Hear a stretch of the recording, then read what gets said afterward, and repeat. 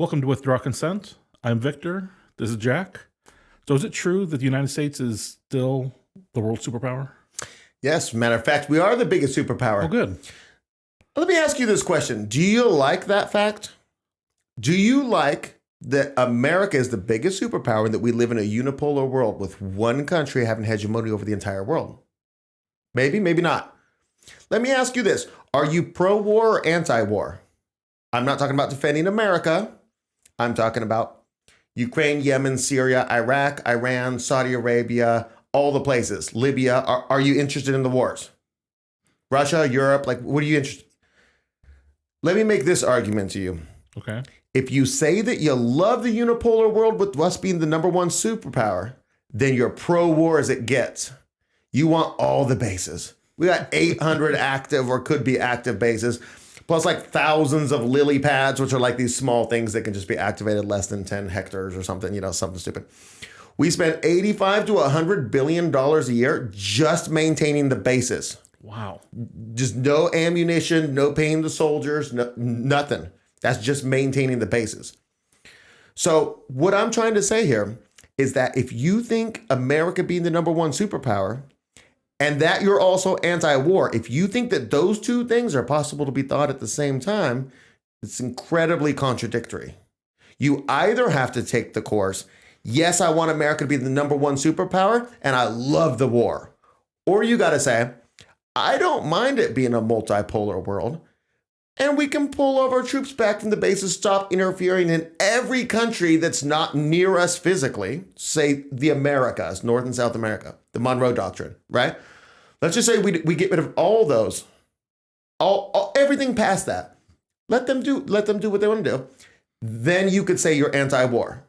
You have to take one of those two positions. Any other combination of those is completely contrary to each other. What do you say? Well, I'm definitely a fan of pulling back our sphere of influence or whatever, and we don't need to police the world and all that type of stuff. So then you're admitting that you're okay with a multipolar world? Yeah, I feel like I am. I mean, I was trying to think of what if America was actually a good country and we're the good guys as opposed to the evil empire, that type of thing. Would I want them to project their power? And I still don't feel like I would. It's not. I don't think you can be the good guy and project your power. Okay. Oh, it's interesting. Okay. Because if there's a civil war in China, for example, we'll just say in the future, and we're the really good guys, you have your own self-determination, Chinese people.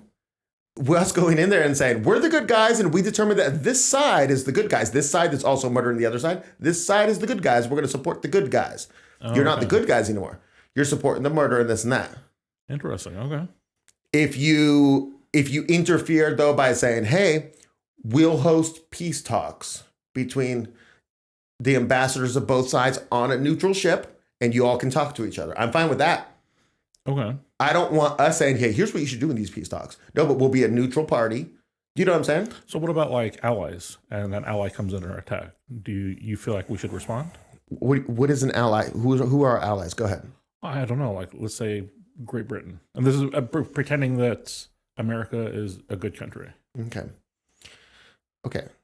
Oh, here's how things used to work. Let me answer that question in a second. Here's how things used to work. There were great powers. Great powers had spheres of influence. Only one great power is a sphere of influence over any other place. So there's no overlap. There's no overlap. Okay. So basically, Great Britain has sphere of influence is Australia, right? Okay. Germany is also a great power. If Germany says, hey, I know what should happen in Sydney, Australia, nobody's going to listen. That's not your sphere of influence. Eastern Europe, don't even come in here, England, and talk about Germany's sphere of influence. Do you know what I'm saying? Okay. And then for example, China would have the influence in Southeastern Asia if we went to a multipolar world. But they wouldn't be able to talk about Australia, which is under England's sphere of influence, right? Okay. And if they did, then it would just come to war because it's hey, you can't mess with our sphere of influence.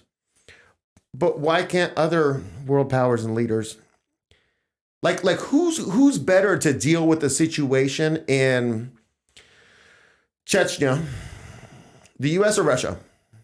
Russia? We don't even speak the language, Right. Or the culture, we don't Yeah. know nothing.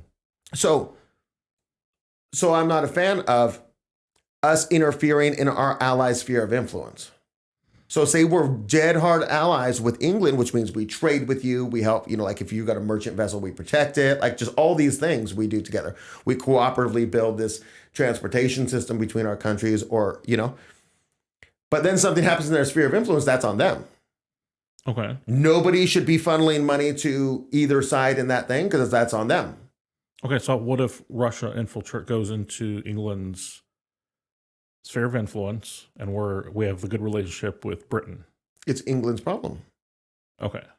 Because it's like, there's so many stupid people in the world. Okay.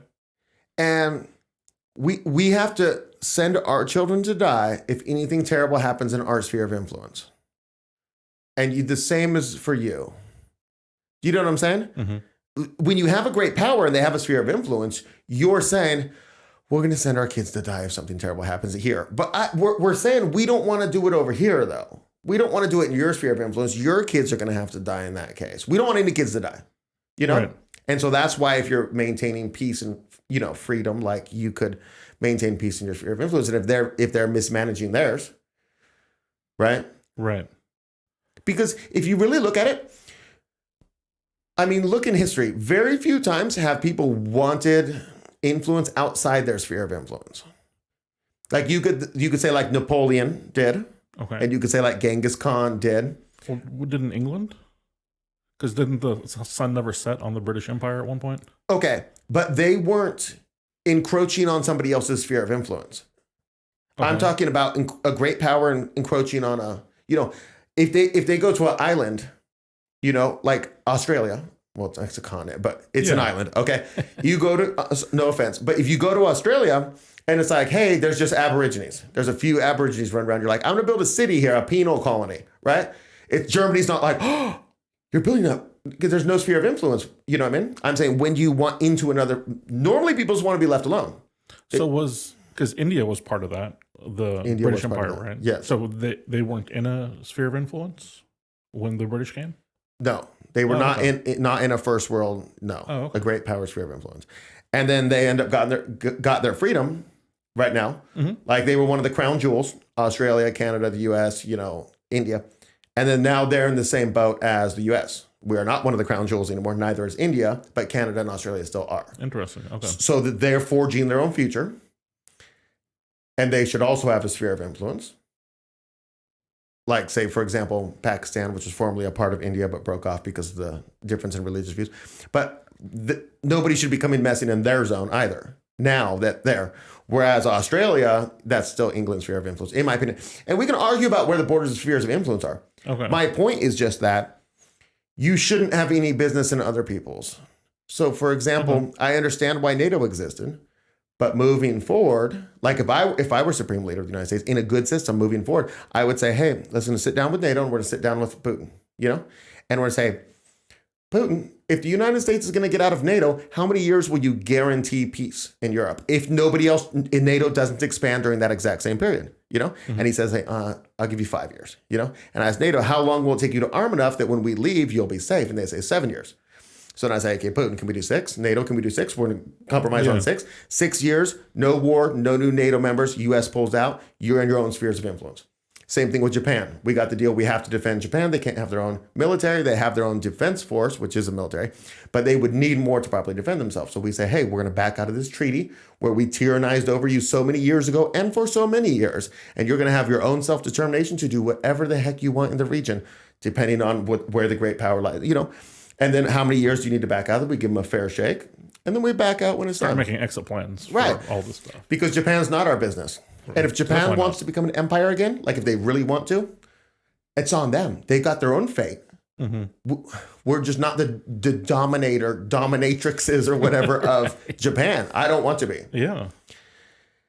So my point is, you have to be willing to accept a multipolar world if you want to be anti-war. And even still, there might be some wars, some regional wars, like, Mexico and Guatemala are going at it. And I don't even know. If I were the Supreme Leader. with the sphere of influence of North and South America, and like say like Mexico City just goes hardline. Mexico goes hardline. They're like, we're taking Guatemala. It's up to y'all. Yeah, it's up to y'all. I would actually sit down and be like, hey, no genocide, no bombing of civilian targets, none of the things the U.S. does, none of those things, right? Because we're now the good system, remember? Yeah. And be like, hey, as long as you don't do any of those things, it's up to y'all. But that wouldn't really happen, I don't think. Gotcha. So what do you think? I think I've agreed with you more and more as you've talked. I was thinking through my argument about, we're allies with Britain, and as I was planned out, I was like, that's just the slope to policing the whole world again. That I'm helping them, and now I'm helping their friends, and soon you've got bases all over the world, and right. So yeah, it's an interesting view. Yeah, I feel like when you're a citizen of a country like we are, you understand that you're subject to conscription at any time of the government, right? Yeah. So you need to have faith. In order for it to be a good system, you need to have faith that the system in place won't put you perilously in danger. Right. That if you are called to duty, that it is not to go defend Ukraine. Or an oil field somewhere. Or help Al-Qaeda in Yemen. Right. Or protect the oil field in Syria. Right. You have to say, okay, this is legitimate. It's life or death. And just based on where America is, United States, it's uniquely suited to be in its own thing because it's the most so peaceful isolated and prosperous thing ever. it could just be incredible. Right. Yeah, I'm on board. No national debt. Right. Coffers just full and not spending them because we got a little government anyways. Right. Sounds great. Okay. So what are your thoughts? Do you love having bases everywhere and your kids join in the military to be deployed to God knows where? Or do you rather everyone was home and doing other things and just making the United States great, or even the Americas great, or whatever? Give us your thoughts, your opinions on what you think of this. We'll talk to you next time.